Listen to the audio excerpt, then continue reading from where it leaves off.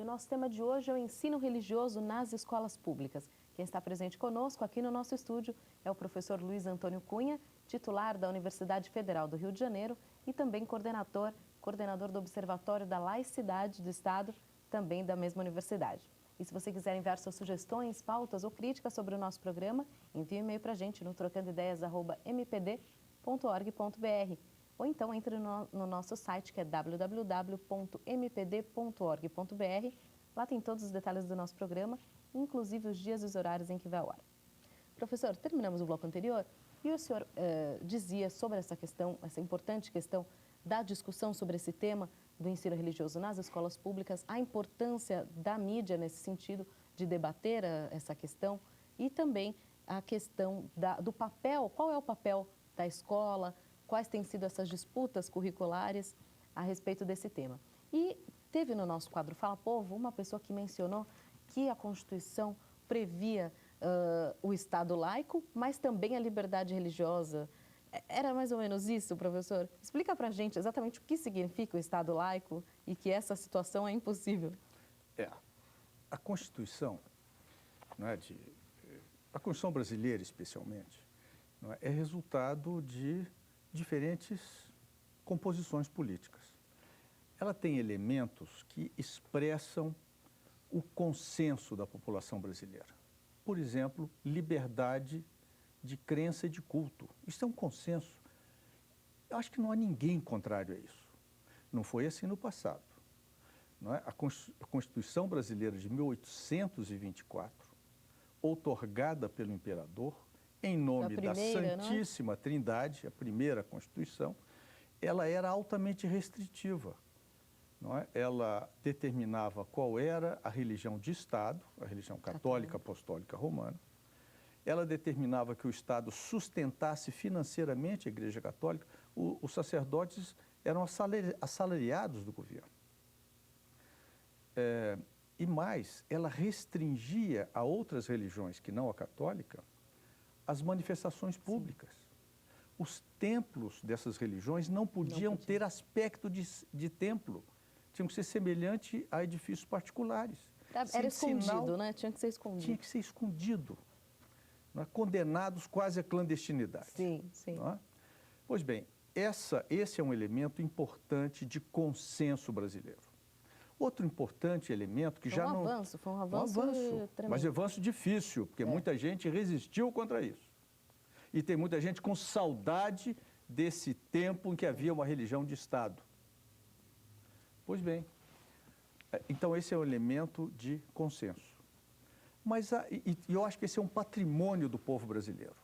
Como disse uma das entrevistadas neste programa, ela disse que se dá muito bem com gente de outras religiões. Esse é um importante patrimônio cultural, político do povo brasileiro. Nós temos o que ensinar ao mundo nessa matéria.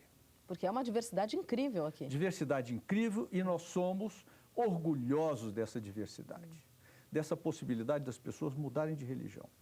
Também. Você sabe que há países em que a religião consta da carteira de identidade da pessoa. É mesmo? Sim. Então, acho que esse é um importante patrimônio nosso, é um elemento consensual da nossa Constituição. Mas há pontos que não são consensuais, que foram lá embutidos por causa de uma grande disputa. Quais? O ensino religioso nas escolas públicas.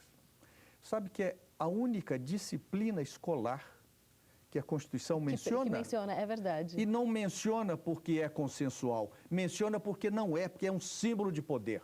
Aí está. Esse eu acho que é o ponto importante. Se a liberdade de crença e de culto, a liberdade de manifestação das crenças e dos cultos é consensual, ensino religioso não. Ela foi imposta numa determinada conjuntura, contrariamente a movimentos laicos. Aí vamos ver o que é isso, O que é isso? O que é um Estado laico? Atenção, o Estado laico não é igual ao Estado ateu. Tem muita gente que procura identificar as duas coisas e aí não é por insciência, é por maledicência, por estarem mal intencionados. O Estado ateu é aquele que diz toda religião expressa a ignorância. ou a alienação individual ou coletiva. O Estado laico é aquele que simplesmente diz: as disputas do campo religioso não devem sofrer a interferência do Estado. Pronto. Porque o campo religioso é um campo de disputas. Não tenhamos dúvida. Disputas sangrentas, como vemos em vários lugares do mundo, lamentavelmente, não é? Vemos em que as religiões são os explosivos mais fortes das guerras. Não é? A desculpa para a guerra, né? Desculpa para a guerra. Guerras santas, não é? Lamentavelmente. Ou disputas sangrentas ou disputas não sangrentas. Disputas até dissimuladas, veladas. Nós vemos isso no caso brasileiro, intensa. Não é? Prefiro não dar exemplos, a menos que você me pergunte. Dê exemplos, professor.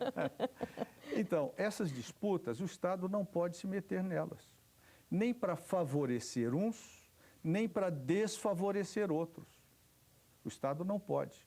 O Estado tem que ser imparcial diante das disputas do campo religioso. As disputas do campo religioso são próprias do campo religioso, pelos mecanismos próprios do campo religioso. O convencimento dos fiéis, a divulgação das suas crenças. O Estado não pode se meter.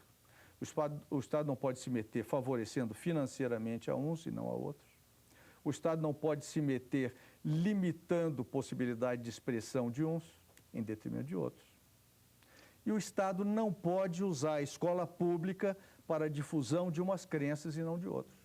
Da mesma forma que o Estado também não pode se utilizar de símbolos religiosos nas repartições públicas e também nas escolas públicas. É isso, professor? Exatamente. Porque, veja só, as pessoas e as perguntas falaram, isto ofende? Para alguns ofende sim. Claro.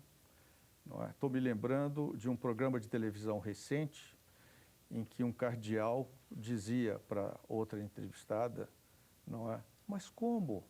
Porque a cruz pode ofender alguém? E a outra entrevistada dizia, cardeal, não se esqueça de que populações inteiras foram massacradas em nome da cruz. Mas tirando esse ponto, não é? As marcas são símbolos de poder. Não é? E é interessante que as marcas são só de uma religião ou de uma tradição religiosa.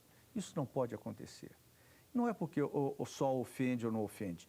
Em respeito a todas as religiões. E a quem não as tem. Porque também existem na nossa sociedade e têm igual direito político dos demais. Numa democracia. Ou será que alguém pensa que nós devemos ter um Estado, não é, atuando em nome de determinadas confissões religiosas? Pensam, porque tem uma maneira defeituosa de pensar a democracia. Democracia é quem pensa igual a mim. E a ditadura é quem pensa igual a você. Não é possível. Assim não é possível. Essa é uma distorção, não é, do pensamento democrático, de jeito nenhum. Portanto, e é um jeito também transverso de ver a liberdade. Então, a pessoa só quer ter a sua liberdade, mas não pensa na do outro. Exatamente. Né? Olha só, Mirela, há tanta gente aqui no Brasil imitando os Estados Unidos, fazendo deste país uma caricatura, não é? Por que não imita neste ponto? Não há sinais religiosos nos tribunais norte-americanos. No entanto, uma sociedade profundamente religiosa. Eu me lembro de ter lido um autor inglês que dizia dos Estados Unidos, o mais laico dos estados e a mais religiosa das sociedades. Uma coisa não é contraditória à outra. A Índia é um outro exemplo interessante. Bastante. É uma sociedade profundamente religiosa, não é? A religião transparece em todas as ruas, em cada esquina, nos movimentos de todo o mundo, etc. Mas o Estado é totalmente laico. A Constituição indiana é laica e não há ensino religioso nas escolas públicas, nem sinais religiosos, nem da religião predominante na Índia, que é o hinduísmo. E isso não atrapalha a formação do indivíduo, que, pelo contrário, elas são